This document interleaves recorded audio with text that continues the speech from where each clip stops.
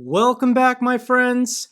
Currently, we're on day 176 of Russia's disastrous invasion of Ukraine, and the top story has to be the continued attacks by the Ukrainian military against Russian-occupied Crimea. According to Russian media sources from 2 days ago, there were new explosions seen on a military airfield near the city of Simferopol. So these are the satellite images taken the day before. You can see Russian aircraft parked on the runway. You can see 5 large storage warehouses, probably holding a lot of bad stuff. And I think everyone was hoping for a repeat of the Saki Airbase incident from last week, where we would get amazing satellite images of lots of destruction. Unfortunately, no major damage is seen at this Russian airbase at this time. This is according to experts who have looked at the satellite imagery. And I'll just read the first paragraph for you.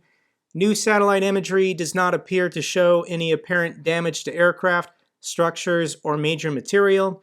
This is despite a new report that indicates Ukrainian authorities have claimed responsibility for the purported incident at this base. There's always tomorrow, there's always next week. I don't think it's going to end well for this Russian airbase. So let's recap everything that's been going on in occupied Crimea these last 2 weeks. Last week, Monday, somehow this airbase at Saki was completely destroyed. The Ukrainians somehow destroyed this bridge going northeast to the city of Melitopol. There was this recent attack at this airbase near Simferopol, and the big score was the destruction of these ammunition warehouses near Jankoy. And we're getting more details from the Ukrainian army, what exactly they think they destroyed that was being stored at this base. And it's bad news for Russia.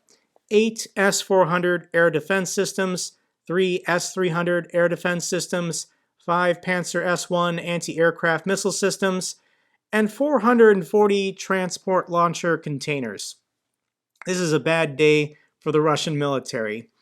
And with all of these explosions, I almost think the Ukrainians are doing them deliberately in broad daylight. A lot of their HIMARS strikes tend to be at night, but with these strikes in Crimea, they've all been during the day.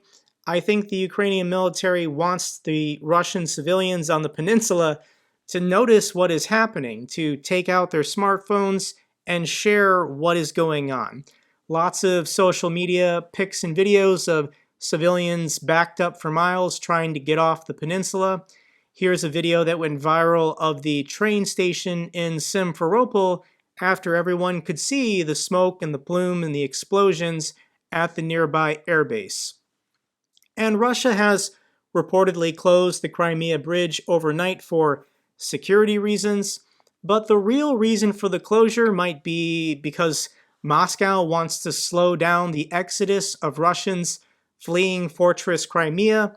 One, this is people with information firsthand of how poorly the war is going, returning to mainland Russia.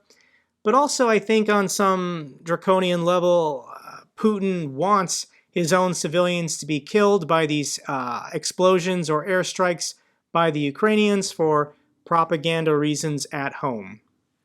Either way, Ukraine is saying that it can hit almost all of Russia's supply lines in the occupied south.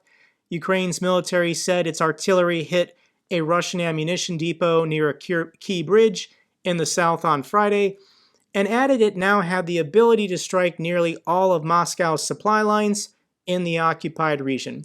They're accomplishing this with HIMARS launchers, Excalibur rounds with M777s, and their own fleet of drones, including the Bayraktar. So it's not going well for Russia. They don't have the situation under control. They can't prevent these strikes on their supply lines. So what is the live reaction from Shoigu and Putin back at the Kremlin? They probably just want to call in sick and take the week off. And more, Putin appears to be losing his mind. Earlier this week, Putin slammed the bigotry and stagnation of the Western-dominated world. Okay. Russian President Vladimir Putin on Tuesday accused the West of seeking to prolong the war in Ukraine and impose a unipolar world order that prevents nations from choosing their own path. The hegemony means stagnation for the entire world, for all of civilization. It means bigotry and cancel culture. It means neoliberal totalitarianism. Putin's made these bizarre speeches in the past, comparing himself to Harry Potter author J.K. Rowling, claiming the world is trying to cancel him or cancel Russia, when all they're doing is, trying to invade their neighbor and commit some minor ethnic genocide. Also this week, Putin and the Russian military had this military arms expo, and President Vladimir Putin promoted Russian weapons to his foreign allies, saying they had all been tested on the field of battle. Okay? We are ready to offer allies and partners the most modern types of weapons, from small arms to armored vehicles and artillery, combat aircraft, and unmanned aerial vehicles. So if you are a country looking to shop around for military equipment, I don't know if this invasion and this 6-month war has been the best demonstration. Lots of bizarre pictures and videos going viral from this weapons expo.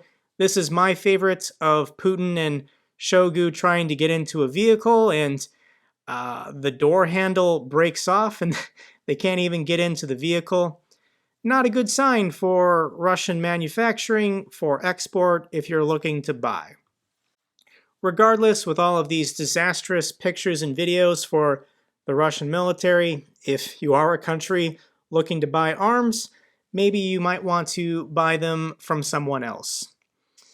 More bad news for Russia that I personally can't get enough of is the destruction of this Russian headquarters in the city of Lysychansk. We're getting more information how the Ukrainians got the intel where this headquarters was located, and apparently they posed for these goofy pictures, honoring and recognizing their soldiers, but for the camera they forgot to turn off geolocation where the pictures were being taken. So they posted this on social media. Anyone can download the photos, get the metadata, and then know the exact GPS location where the picture was taken. So this is the after photo after the Ukrainians took out this Russian headquarters with a HIMARS missile. Once again, before and after. There's also good news considering the destruction of the Wagner group. This happened in the Donetsk region a couple days ago. And the Wagner Russian mercenaries were operating a very large Russian propaganda Telegram channel that has 268,000 followers. It was called the Gray Zone, but this channel has not posted anything since August 13th when the Ukrainians destroyed the Wagner's headquarters. So more than likely whoever was operating this pro-Russian Telegram channel, they're dead, and their computer where they were storing maybe the information how to access this account is gone forever. So very good news. A Russian TV propagandist was blown up on a landmine in occupied Donetsk. More than likely this was a Russian-planted landmine, and I don't want to see journalists harmed or injured or killed in this war, but if you're working for RT News at this point, 6 months into the conflict, you are actively covering up war crimes and acts of crimes against humanity and all kinds of terrible things that the Russian military is obviously doing, and only RT News is allowed to follow them into the war zone. So, one more propagandist down. Putin, this is bizarre, has revived the title from the Soviet era of Mother Heroine. What the heck is this? Russian President Vladimir Putin has revived the Soviet-era award of Mother Heroine as the country grapples with a demographic crisis fueled by plunging birth rates. Nobody in Russia seems to want to have kids anymore. And Putin signed the decree on Monday reviving the title, which Soviet leader Joseph Stalin first established in 1944. The title stopped being awarded after the Soviet Union collapsed in 1991, but we all know that this war of aggression is about reconstituting the Russian Empire, the Soviet Empire. So how do you get this title? And similar to the Soviet-era title, Russia's Mother Heroine will be bestowed upon a woman who gives birth to and raises 10 or more children. And for raising 10 children, you'll get about $16,000 for the government. I don't think that's financially a good deal. Bad news for Soviet monuments around Eastern Europe is they're all being destroyed and taken down. This is a big news story in Estonia as they removed an infamous Soviet monument honoring the Red Army. And Russian civilians have been traveling to Estonia to protest the removal of this Soviet monument. Here's a video on TikTok of a Russian man in Estonia protesting. And in this video, he said that after the Russian military is done for Ukraine, they should come for Estonia next. So we know exactly what is on the Russian military's agenda and why it is so important for Ukraine to win this war. The next story is a sad one of a mother of a Belarusian soldier who was fighting in Ukraine for Ukraine's side and was killed. She chose to go to Ukraine in person to collect his medals and speak to the Belarusian soldiers of this regiment.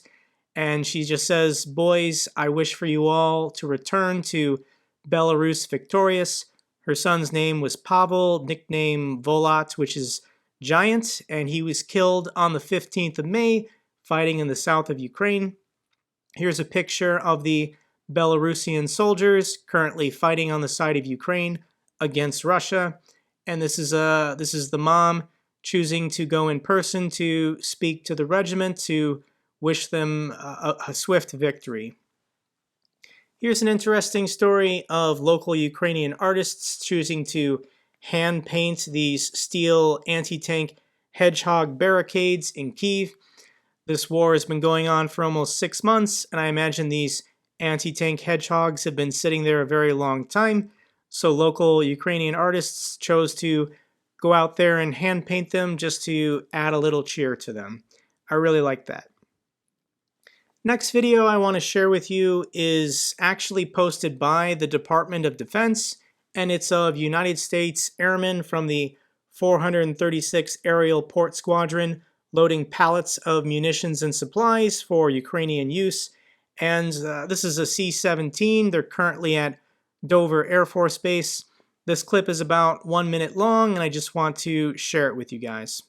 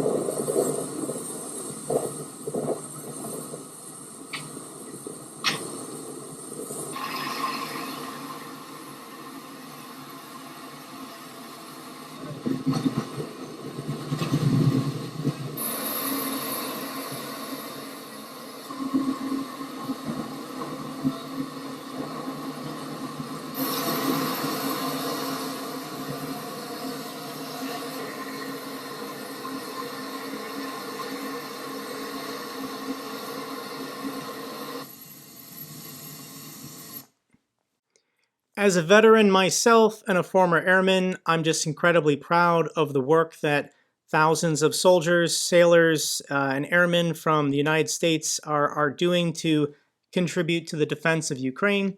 And you just have to think about the scope and scale of these supply lines as all of these weapons, missiles, equipment is being sent probably to Dover from all over the United States, loaded onto C-17s.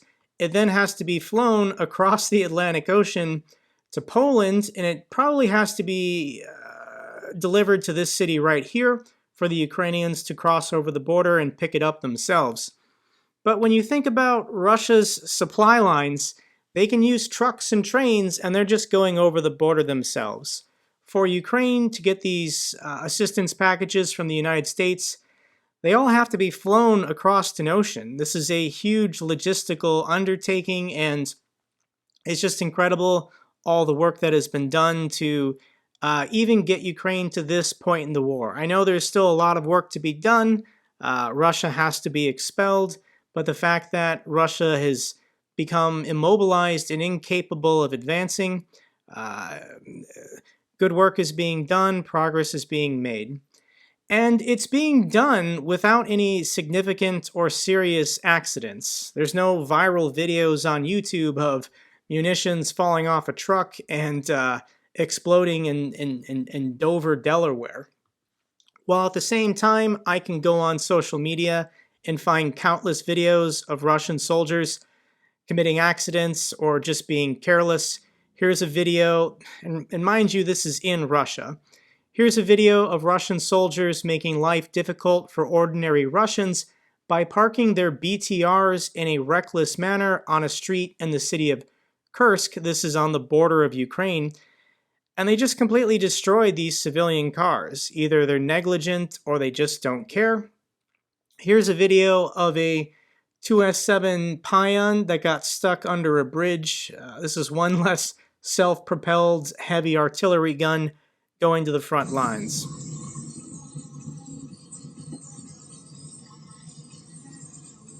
And you can see this truck was driving and it could not clear this bridge and just smashed right into it, probably severely damaging the bridge and damaging the military piece of equipment. All right, last thing I want to let you guys know about is I found this article on IMDb posted from Cinephile in Action, and it's titled 50 Ukrainian Documentaries You Might Want to Watch to Understand Ukraine. It's a pretty interesting list, and some of these documentaries are available, for example, on Netflix. There's this one, Winter on Fire, Ukraine's Fight for Freedom, made in 2015. And many of these Ukrainian documentaries are available on other streaming platforms like Hulu and Peacock. And most of them are probably also available on Amazon Prime Video for rent or purchase. This video, The Living Fire from 2015, you can rent it for 99 cents. This one, The Obvious Signs, you can rent from Amazon Prime Video for $5.99. But when we scroll to the top of this list, the number one recommended film is Man with a Movie Camera from 1929. I've never heard of this film, but when I saw that it was made in 1929, that piqued my interest. And when I went on the Wikipedia page for this movie, apparently this is an experimental Soviet silent black and white film from 1929, directed by the Ukrainian artist Zyga Vertov. He was a Ukrainian Soviet pioneer, documentary film, and newsreel director. And he had a tremendous influence on probably the entire film industry, as it was pretty early on, 1929, and his film presents urban life in Moscow and the Ukrainian cities of Kyiv and Odessa. The film has no actors. From dusk to dawn, all it does is show Soviet citizens at work and at play, interacting with the machinery of modern life. But he basically was the pioneer for a lot of very interesting camera shots and camera angles. He did some pretty incredible stuff for 1929. And I went on YouTube, and sure enough, it's in the public domain. Now, because it was a silent film, people who have re-released this film or uploaded on YouTube themselves have added their own audio tracks to accompany the film, various orchestra music and whatnot. So here's a version of the film that was uploaded 5 years ago. It's got 755,000 views. The music's pretty decent, and I watched about 20 minutes of it, and yeah, it's pretty weird because when they were filming it in 1929, there probably was some optimism about industrialization and the future of communist Soviet, Ukraine. But now, here we are 90 years later, watching this film, and I thought it was fascinating. I'll link it down below, along with this article talking about these 50 Ukrainian documentaries. Might be worth checking out. Alright, that's all for this update video. If you found it informative, give me a thumbs up. Really helps out the channel. Comments or questions, let me know down below. I love hearing from you guys. Till the next video, take care, be safe.